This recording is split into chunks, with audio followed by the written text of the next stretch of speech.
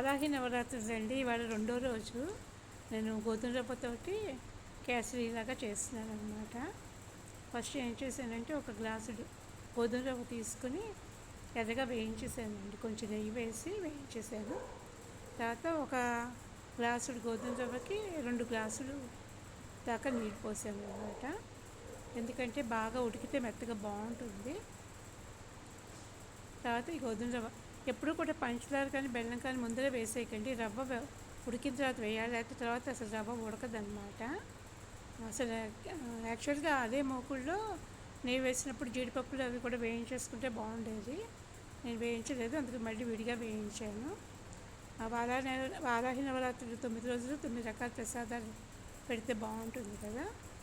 ఇలాగ ఒక హాఫ్ గ్లాసులేమో పంచదార తీసుకున్నాను, ఒక హాఫ్ గ్లాసు బెల్లం తీసుకున్నాను.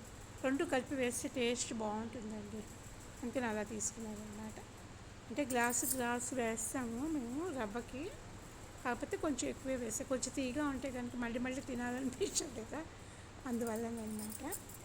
కొంచెం నెయ్యి పెట్టి స్టవ్ మీద జీడిపప్పులు, బాదం పప్పులు, మన దగ్గర ఇంకేమైనా వాటర్ మిలన్ సీడ్స్ అవన్నీ కూడా ఉంటే కనుక వేసేసుకోవచ్చండి. ఎర్రగా వేయించేసేసి దోసకాయ గింజలు అన్నీ అన్నమాట ఎర్రగా వేయించేసి అందులో కలిపేసేయడమే. నూనె బాగా కాగిన తర్వాత అండి, అదే నెయ్యి బాగా కాగిన తర్వాత పప్పులు వేసామనుకోండి మంచి కలర్ వచ్చి చక్కగాను బాగుంటాయండి ఇవి. ఎందుకంటే ఈ మాత్రం ఎర్రగా వేగకపోతే మెత్తగా అయిపోతాయి అన్నమాట, తినడానికి బాగుండవు అన్నమాట. ప్రసాదంలో వేసేసుకోవడం అన్నమాట. దగ్గరగా వచ్చేదాకా కలిపేసేయడం అండి. నేను ఎక్కువ నెయ్యి వేయను, ఇదేమో ఇలాచీ పౌడర్, ఎక్కువ నెయ్యి వేయలేదన్నమాట. బాగా వచ్చిందండి ప్రసాదం, మీరు తయారు చేసుకోండి.